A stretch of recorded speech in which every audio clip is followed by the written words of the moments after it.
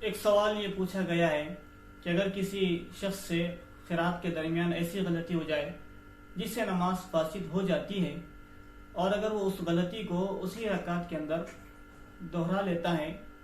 تو کیا اس صورت میں نماز صحیح ہو جائے گی؟ یعنی مثال سے آپ بات سمجھ لیں کہ اگر کسی شخص نے قرات کے اندر فَأَمَّا مَنْ ثَقُلَتْ مَوَازِينُهُ کے بعد فَهُوَ فِي عِيشَةٍ رَاضِيَةٍ کے بجائے فَأُمُّهُ هَاوِيَةٌ پڑھ لیا تو اس صورت میں اس کی نماز بالکل فاسد ہو جاتی ہے، یعنی وہ نماز واجب الاعادہ ہے، اسے اس کا اعادہ کرنا ضروری ہوتا ہے۔ لیکن اسی رکعت کے اندر اس کو کسی نے لقمہ دے دیا ہو، یا پھر اسے غلطی کا احساس ہو گیا ہو کہ میں نے قرات کے اندر یہ غلطی کی ہے، اور پھر اس کے بجائے اس کو درست کر لیتا ہے، فَأَمَّا مَنْ ثَقُلَتْ مَوَازِينُهُ فَهُوَ فِي عِيشَةٍ رَاضِيَةٍ اس طریقے سے اگر وہ درست کر لیتا ہے تو پھر اس صورت میں اس کی نماز ہو جاتی ہے، لوٹانے کی ضرورت نہیں ہے۔ اسی طریقے سے اور ایک سوال یہ آیا ہے کہ اگر کوئی شخص نماز کے شروع میں ثنا بھول جائے تو وہ اس کی نماز کا کیا ہوگا؟ ثنا پڑھنا نماز کے اندر سنت ہے، یعنی اگر کسی شخص سے ثنا چھوٹ جاتی ہے تو نماز پر کوئی اثر نہیں پڑتا، لیکن کوشش کی جانی چاہیے کہ جتنی سنتیں ہیں اور مستحبات ہیں اس کا نماز کے اندر ادا کرنا ضروری ہے، تاکہ نماز اللہ کی بارگاہ میں بہت ہی زیادہ مقبول بنے اور قابل قبول ہو۔ اور ایک سوال یہ پوچھا گیا ہے کہ تکبیرات انتقالیہ جو ہوتی ہے اس کو کب کہنا چاہیے؟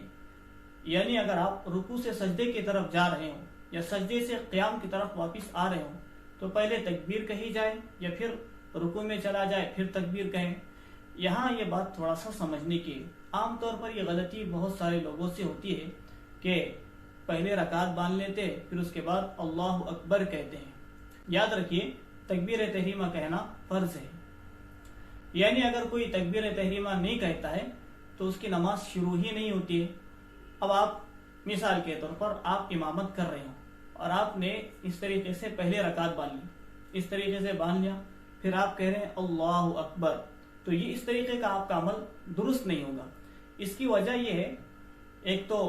خود قرآن کریم کے اندر آیا ہے کہ اقیم الصلاۃ لذکری، قرآن یہ کہتا ہے کہ نماز قیام کرو میرے ذکر کے ساتھ، اور پھر ترمذی شریف کے اندر مستقل احادیث اس سلسلے میں آئی ہے کہ جب جس عمل کے لیے آپ جھکے، جسے رکوع کے لیے جا رہے ہو یا قیام کے لیے کھڑے ہو رہے ہو، واپس آ رہے ہو یا پھر رکعت باندھ رہے ہو، تو اسی وقت اس کی تکبیر شروع کر دینی چاہیے۔ یعنی آپ رکعت باندھ رہے ہو تو اس طریقے سے اللہ اکبر کہتے ہوئے آپ رکعت باندھیں، اور اگر آپ نے پہلے رکعت باندھ لی اور پھر اس کے بعد آپ اللہ اکبر کہہ رہے تو اس کا ایک نقصان یہ ہوگا،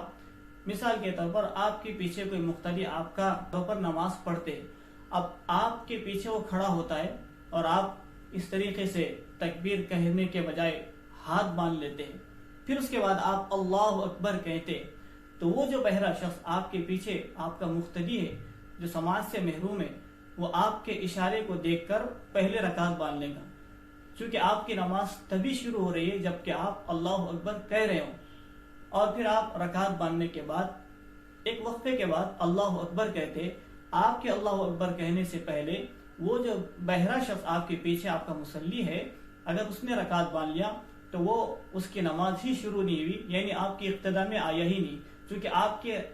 ہاتھ باندھنے پر نماز آپ کی شروع نہیں ہوئی تھی، بلکہ آپ نے جس وقت تکبیر کہی، تکبیر تحریمہ کہی، اسی وقت آپ کی نماز شروع ہوئی تھی۔ تو اس کا بہتر طریقہ یہ ہے کہ اللہ اکبر کہتے ہوئے تکبیر کہتے ہوئے رکعت باندھی جائے، یعنی جس وقت آپ تکبیر شروع کر رہے ہوں اسی وقت آپ کا عمل شروع ہو، اور جہاں آپ کا عمل ختم ہوتا ہو وہیں پر آپ کی تکبیر بھی ختم ہونی چاہیے۔ یعنی آپ رکوع میں جا رہے ہوں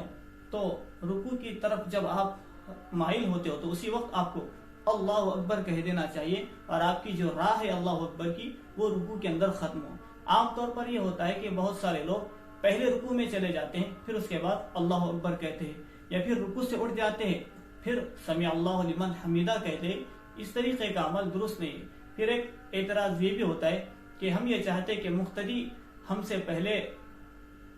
سجدہ نہ کرے یا ہم سے پہلے رکوع نہ کرے، تو ہمارا یہ کام ہے کہ اپنے مقتدی کو بتائیں کہ آپ امام سے پہلے رکوع اور سجدہ نہ کریں، لیکن اس کی وجہ سے ہم اپنے رکوع کو پہلے کر لیں پھر تکبیر بعد میں کہیں، یا سجدے سے پہلے اٹھے پھر تکبیر بعد میں کہیں، یہ عمل قرآن کے بھی مخالف ہے اور حدیث کے بھی مخالف ہے۔ اس طریقے سے ہمیں اعتراض کرنا چاہیے. اس کا بہتر طریقہ یہی ہے کہ جس عمل کی طرف آپ مائل ہو، جیسے قیام سے رکوع میں یا سجدے میں جا رہے ہوں، تو اسی وقت سے وہ تکبیر شروع کی جائے اور پھر سجدے میں جا کر وہ تکبیر ختم ہو. یہ عمل اس طریقے کا قرآن کے بھی موافق ہوگا اور حدیث کے بھی موافق ہوگا. واللہ تعالی عالم بالصواب.